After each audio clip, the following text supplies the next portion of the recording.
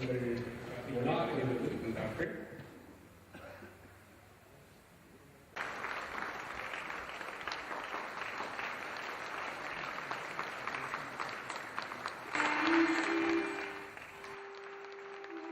Minister of Prison Reforms, Rehabilitation, Resettlement, and Hindu Religious Affairs, Honorable D.M. Swaminathan, the Leader of the Opposition, Honorable R. Sambandhan, Members of Parliament, honored guests, the President of Colombo Kampan Festival, Mr. D. Wijewardene, members of the Organizing Committee, ladies and gentlemen. It is indeed a great honor for me to be here today as a guest at this prestigious event.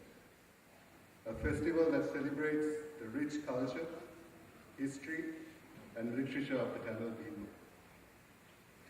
I wish to thank the President and the Organizing Committee of this grand festival for extending me an invite to be part of this celebration. I must congratulate all the special invitees who are to be honored here today for their service and contribution to their community and language. The service you have rendered to your community is indeed admirable and commendable. The Tamil language is one of the oldest languages in the world. One can argue that Hebrew is the oldest spoken language known to man. However, around 400 CE, it fell out of common usage and remained a liturgical language until the rise of Zionism around the 19th century. In contrast, the Tamil language is the only spoken ancient language that can be said to have survived all the way to the modern day. The earliest Tamil inscriptions can be dated back to the 3rd century BCE. This demonstrates the determination and tenacity of the Tamil people in protecting their culture and their language.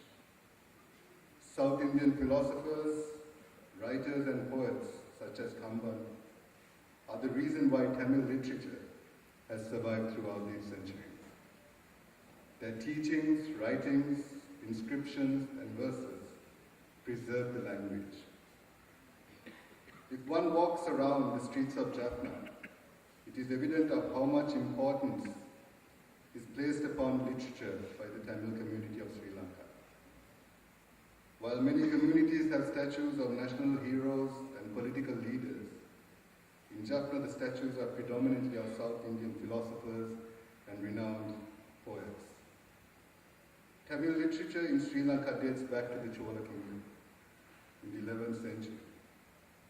Literature on medical sciences, astrology, and mathematics can be traced back to this time. During the Portuguese and Dutch colonial periods, persons such as Muthukumara Kaviraja used literature to respond to the Christian missionary activities in Jaffna. It is no secret that Sri Lanka, being a small island surrounded by the Indian Ocean, has such diversity in culture, traditions, religions, arts and literature. The rich diversity of our country should be celebrated and is a reason for us Sri Lankans to feel proud. We should strive to admire, respect and understand our respective cultures and not use it as a barrier to distance one community from another.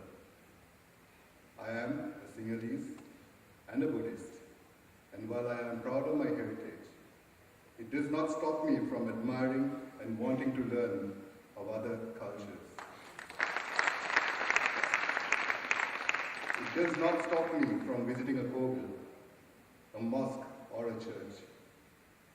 We as communities living in this island have so much to learn from each other. And once we do learn and understand each other, it is only then we can rise as a nation. Division will only bring us down. The 30-year civil war did that to us. The devastation of war, and its impact on the civilian population brought this country to its knees. All communities suffer, be it Sinhala, Tamil, Muslim, Urdu. We all witnessed and experienced the devastation of war, some more than others. It divided communities and opened up deep wounds that will take years to heal. No war is a clean war. In any conflict, it is always the innocent civilians who get caught in the crossfire. It is therefore imperative that we protect and secure the peace we enjoy today.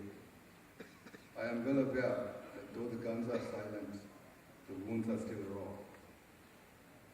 Recently, on a request made by TNA Member of Parliament, Honorable Sumandiran, I was directed by the Prime Minister to travel to Vavuniya and to speak to a group of relatives of missing persons after conducting a fast unto death.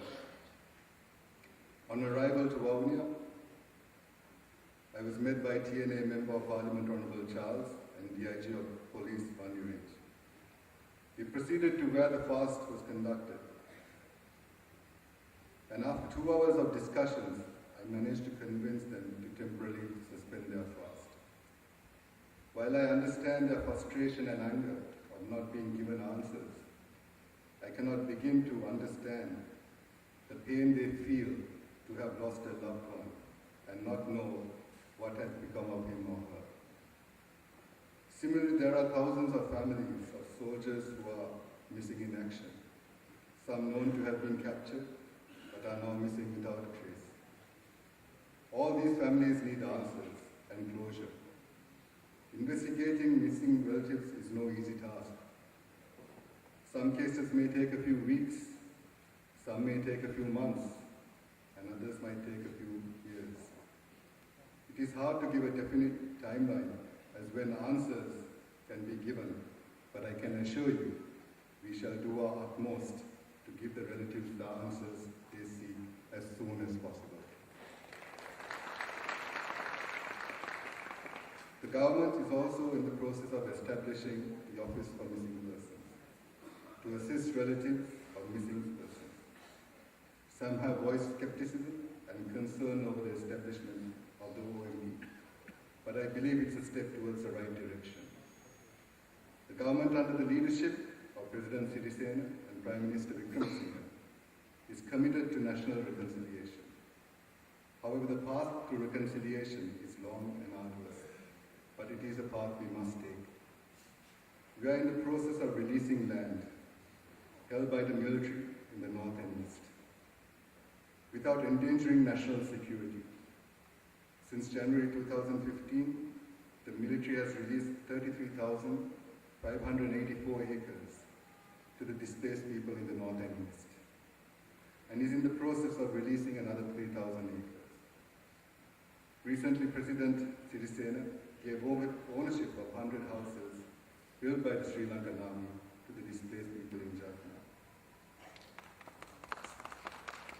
Some may argue that we have not done much for reconciliation, but I believe we have taken some significant steps in the last 2 years. We as a country suffered for too long. It is our duty to make sure that our future generations do not have to witness and experience what our generations had during the years of the war. I do hope my words have not caused any discomfort to anyone. If I have, I do apologize. Once again, let me thank Mr. Iswaran and all the organizers for inviting me for this event. It is truly an honor for me to